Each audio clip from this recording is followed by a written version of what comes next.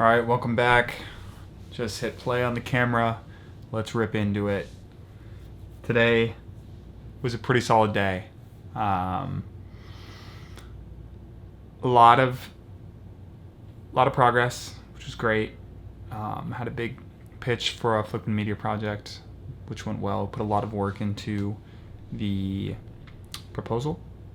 And then I went over to my friend's studio to practice playing piano because I'm going to be playing piano at my mom's wedding.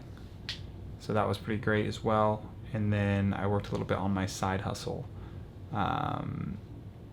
which is this marathon poster thing that I'll talk about more in a different video. I want to do a whole video on side hustles and how to start little side things, because I think that's really interesting, and a lot of people I feel like want to do side hustles but don't end up actually doing it. And I've done a lot. I've probably done I want to say maybe like 8 things that I've like had paying customers for, 8 different things, whether it's like selling hats or a little kind of like community thing, or my main business, video production. I just love it. I love kind of like the early stages of seeing if something would work, seeing if somebody would pay for it, and seeing if you can kind of deliver on the promise you made. So I'll do a whole video on that maybe sometime in the future once I get this one a little bit further along. But today I had one note that I wanted to talk about, which is something that I was super into like 2 weeks ago that I forgot about, but I want to talk about it because I think it's sick. It came from a video that I saw. I think it was a Alex Hormozy video where he's talking. He had this saying that basically goes, actually, that's not how I want to frame this. I don't want to start with that. I want to start with my interpretation of it, and then we'll go back to how he framed it. Basically, the idea I wrote down is, when you think about the work that you do, work could be anything. It could be projects you take on. It could be, planning a trip, whatever it may be. Things you do, tasks you do. An important question to ask is, who will I become as a result of doing this thing?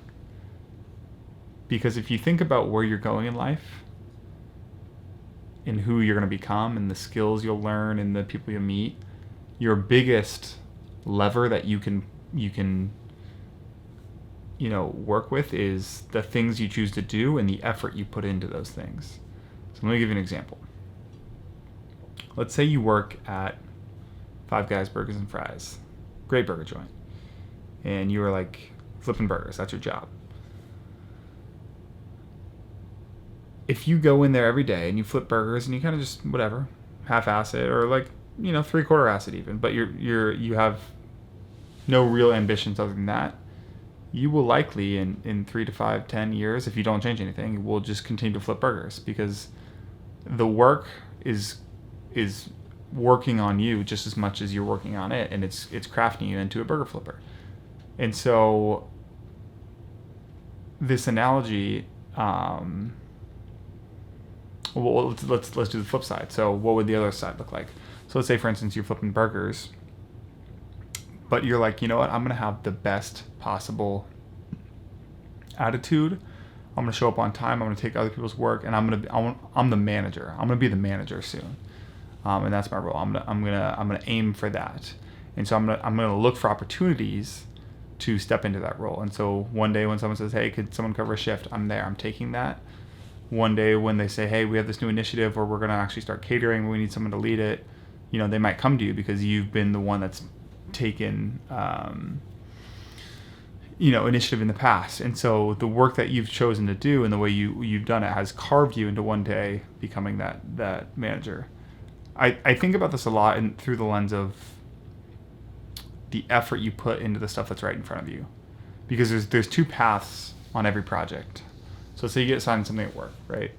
Or maybe let's not do work. It's a personal project, something you just wanted to work on. Maybe it's a side hustle. There's the version of you that half-asses it, and that creates more half-assery in the future. And then there's the version of you that goes all in on it and really does it with all your heart and does it to the best of your abilities and tries to find what your upper limit is and pushes at it And because of that, you become better. Because you push on the limits, you become better. It's the same way with like how weightlifting works in bodybuilding. I'm not a bodybuilder, but I've been in the gym since high school. I've shifted towards running a little bit now, but I understand the basics of building muscle. And to build muscle, you have to do progressive overload. You have to stretch the capabilities of what your muscles can lift. If you never do, you could literally go forever and not ever see any progress. And so this idea that the work works on you more than you work on it, which is I think how Hormozi framed it. I really like it, and it's a good kind of calling card or something to think back to when you're approached with maybe a difficult situation or a tough choice. Don't look at it as, okay, which one do I want to do more? Ask the question, who will I become as a result of doing whatever my options are in front of me? And if you probably heard that saying that says like, hard decisions, easy life, easy decisions, hard life. That's kind of getting at the same point, where if you choose the one that's harder, the one that you don't want to do, it will make you better, and thus your life will be easier because you'll be more skilled or have more resources or whatever.